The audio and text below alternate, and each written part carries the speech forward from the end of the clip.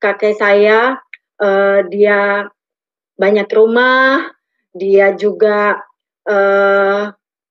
ya orang banyak segan sama dia, sebab di samping dia seorang pemeluk agama Islam yang soleh, yang rajin beribadah, dia juga banyak muridnya. Karena orang Cirebon kan terkenal dengan memiliki ilmu-ilmu gitu. Jadi kakek saya tuh banyak orang datang ke rumah untuk minta diobatin sama kakek saya. Jadi dia tuh jadi panutan juga gitu ya. Menurut kebanyakan orang Muslim di kota Cirebon, terutama sewaktu saya kecil, mereka memeluk agama Islam, tapi mereka juga melakukan aktivitas-aktivitas tradisi dan juga kayak okultisme gitu ya, kuasa-kuasa ya katanya ilmunya ilmu putih gitu.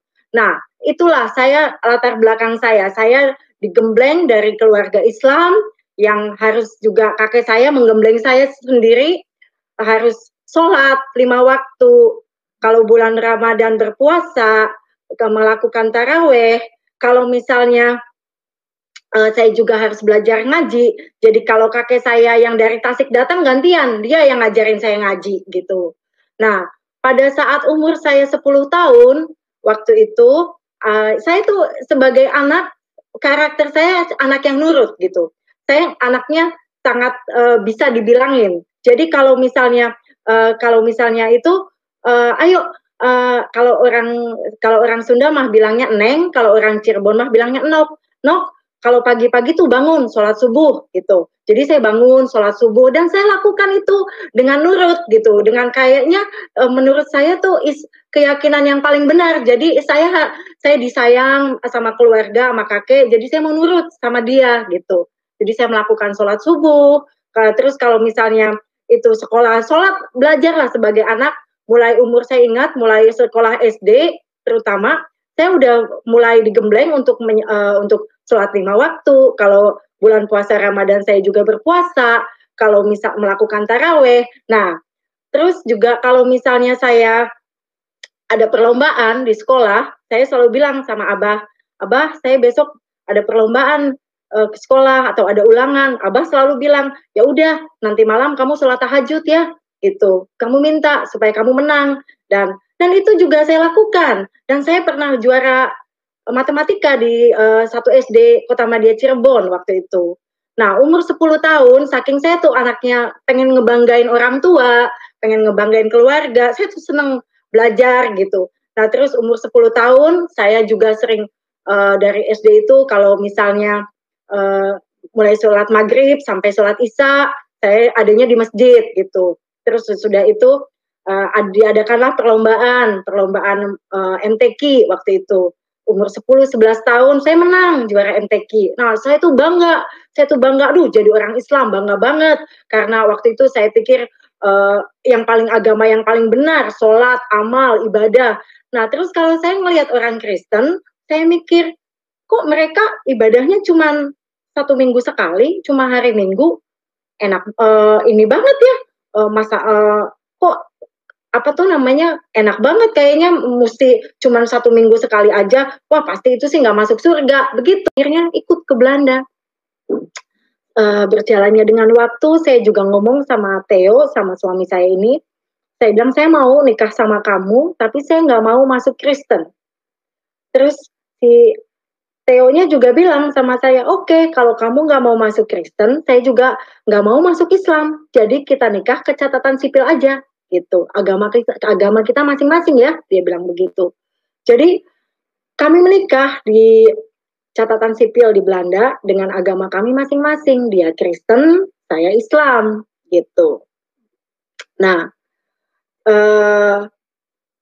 saya masih waktu itu tahun 94 saya ke Belanda pertama kali. Nah, tahun 96 saya menikah di Belanda. Tahun 96 kami menikah, terus saya mulai saya nggak banyak teman di sini, saya nggak ada saudara di sini.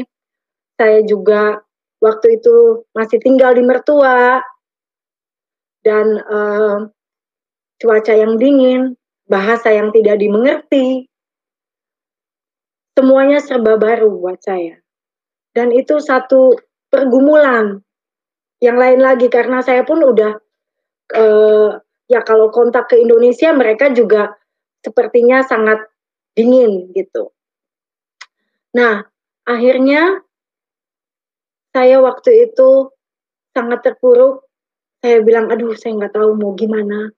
Karena keadaan yang begitu serba baru, situasi yang baru di Belanda juga, dan saya tuh orangnya sangat dekat dengan famili saya gitu. Dengan keluarga saya di Indonesia saya sangat dekat. Dan jadi, oh ya saya akan kembali sedikit, waktu saya di Bandung, saya begitu, saya pikir begitu. Nah, saya bawa Al-Qur'annya dari si ibu itu. Nah, saya masuk ke kamar tidur saya. Di kamar tidur saya ada Alkitab ibu mertua saya. Terus saya lihat Alkitab, lihat Al-Qur'an. Saya bilang, saya mau baca ini Alkitab, kayak gitu. Karena kalau Al-Qur'an tulisannya Arab, tapi di bawahnya ada artinya kan. Nah, saya baca Alkitab. Saya buka kitab Kejadian. Saya buka kitab Kejadian di bagian di mana yang pada saat itu Tuhan menjadikan langit dan bumi, terus ada Adam, ada Eva ya. Terus tiba-tiba waktu itu saya ingat banget ke kitab Kejadian tentang Abraham. Di situ saya membaca Abraham membawa Ishak untuk dikorbankan. Saya kaget. Saya bilang, loh, kok Abraham membawa Ishak yang dikorbankan? Bukannya Ismail yang dikorbankan? Saya mikir, saya bandingin. Mana yang benar? Saya bilang, saya selama ini diajarin tentang pengorbanan Nabi Ibrahim mengorbankan Ismail. Makanya ada hari raya Idul Adha, haji gitu kan. Terus saya pikir kok sekarang malah jadi Abraham mengorbankan Ishak. Saya pikir siapa yang benar ini?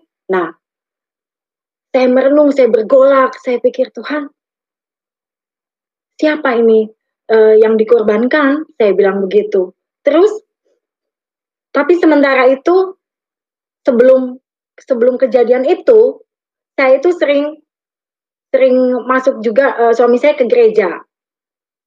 Tapi kalau ke gereja dia suka tanya, kamu mau ikut nggak? Saya bilang enggak, saya di rumah aja. Tapi satu saat saya pikir daripada di rumah sendirian ikut aja lah ke gereja. Tapi setiap kali ke gereja, batin saya juga rasa bersalah gitu.